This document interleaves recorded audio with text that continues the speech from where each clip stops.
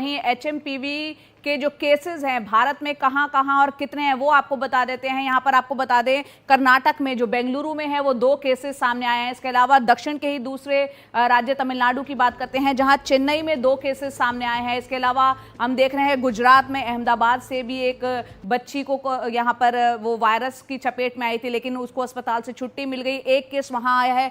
कोलकाता से भी एक केस सामने आया है। तो यहां पर हम देख रहे हैं कि भारत में अब तक जो है वो 6 केसेस सामने आ चुके हैं इस वायरस के।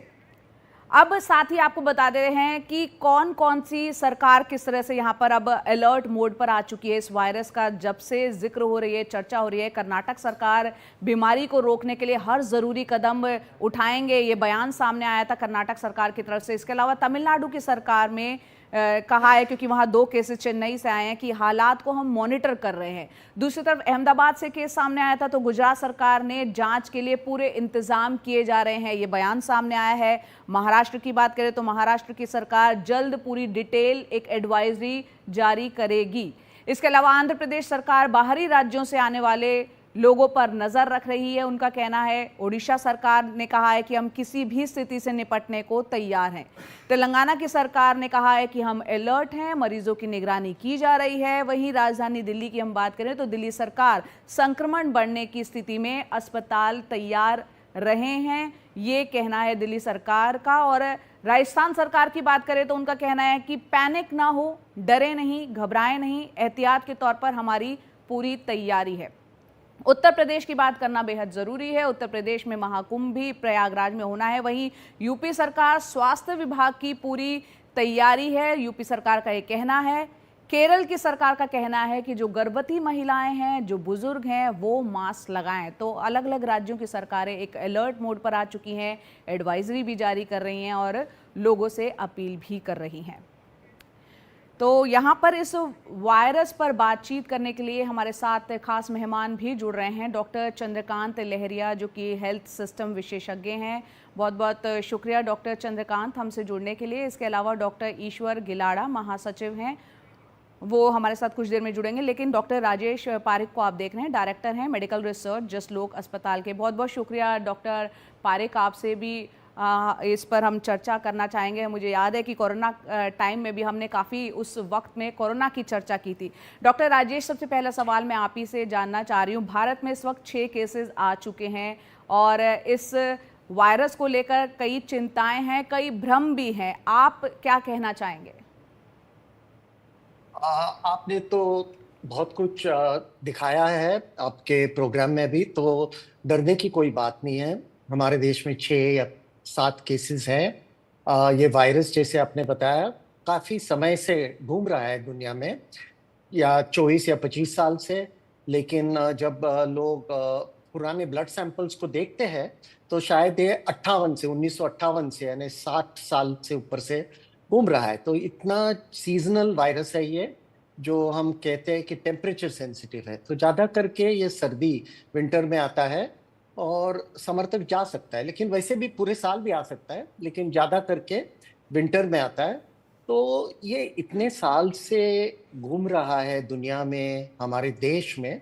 तो हमारे देश में ज़्यादा करके लोगों को इसकी इम्यूनिटी है। वो पूरी इम्यूनिटी नहीं होगी, तो डरने लायक कुछ नहीं है अभी। जी डॉक्टर चंद्रकांत, जैसा कि आपने डॉक्टर पारिक को सुना, इसमें डरने वाली कोई बात नहीं है, लेकिन इस वायरस को लेकर अभी एकदम से चिंताएं लोगों के मन में क्यों है? अगर ये वायरस इतना ही पुराना है, क्या कारण इसका लगता है? तो वायरस काफ़ी पुराना है। 2001 में सबसे पहले इसका क्लासिफिकेशन हुआ था, और जो क्लिनिशियंस हैं, पीडियाट्रिशियंस हैं, जनरल फिजिशियन हैं, जो पेशेंट्स को देखते हैं, तो उनको पता है कि एचएमपीवी एक रूटीन फेनोमेना है। उसके अलावा एक साइंटिफिक रिसर्च जो इंडिया में हुई है, सारी दुनिया में हुई है, उनमें देखा गया है कि अधिकतर जो रेस्पिरेटरी इलनेसेस होती हैं, सांस की बीमारियां होती हैं, उसमें से 10 में से 1 सांस की बीमारी एचएमपीवी की वजह से होती है। तो ये नया वायरस नहीं है। इसी वजह से मैं कहना चाहूँगा कि जो एक फिलहाल तो तरीका अपनाया जा रहा है कि भारत में 6 केस आ गए या 7 केस आ गए, ये सही तरीका नहीं है, क्योंकि वायरस तो पहले से ही है। लेकिन दरअसल इतना एक्सपेंसिव इसकी टेस्टिंग होती है कि रूटीन टेस्टिंग इसकी की नहीं की जाती है, क्योंकि अगर टेस्टिंग करने के बाद भी अगर एचएमपी भी निकलता है तो मैनेजमेंट सेम रहता है।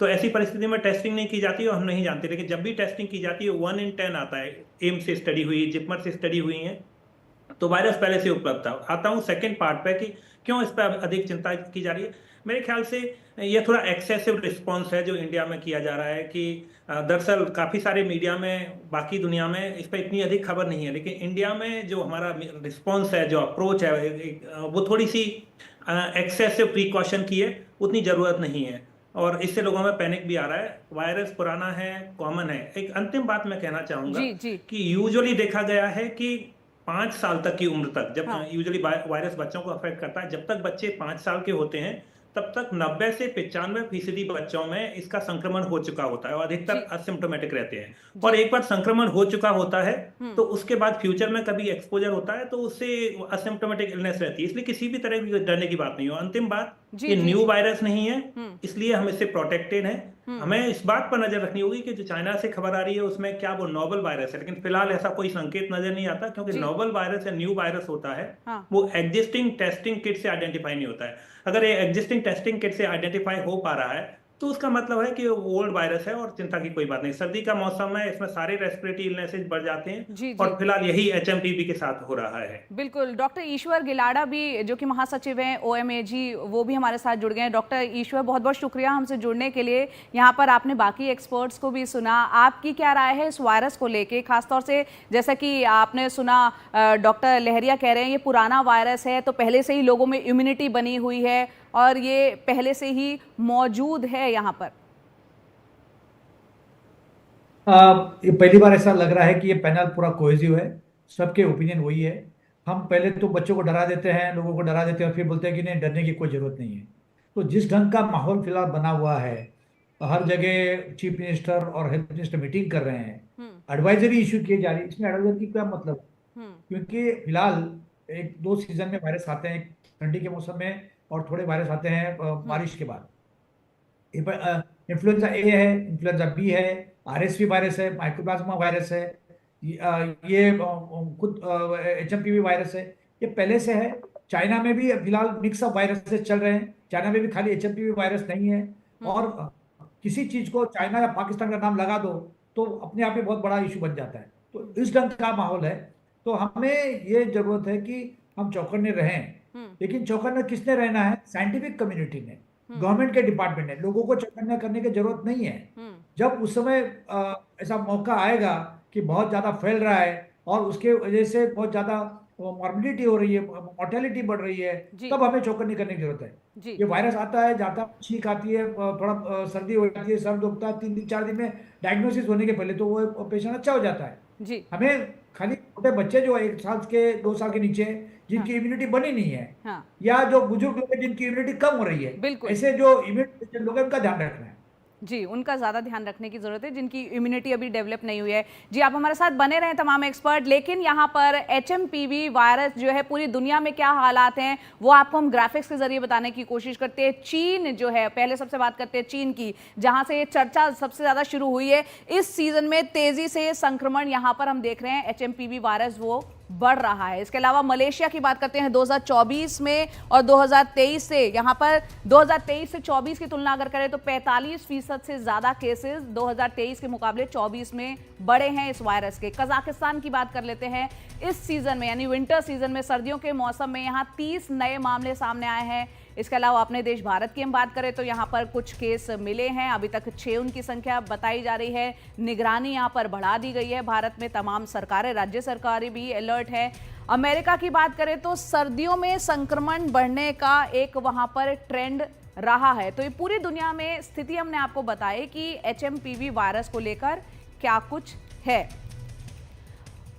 और हमारे साथ खास मेहमान बने हुए हैं लगातार, उनसे हम चर्चा जारी रखते हैं अपनी। डॉक्टर चंद्रकांत, यहाँ पर इस वायरस को लेकर क्या अभी फिलहाल क्या कोई वैक्सीन मौजूद है? अगर किसी को ये वायरस अपनी चपेट में लेता है तो वैक्सीन की जरूरत पड़े तो? इस वायरस के लिए फिलहाल कोई वैक्सीन नहीं है। साथ ही चूंकि वायरल इलनेस है तो इसके लिए कोई एंटीबायोटिक्स भी नहीं होता है। इस पर किसी भी वायरल इलनेस में एंटीबायोटिक नहीं लेना होता है।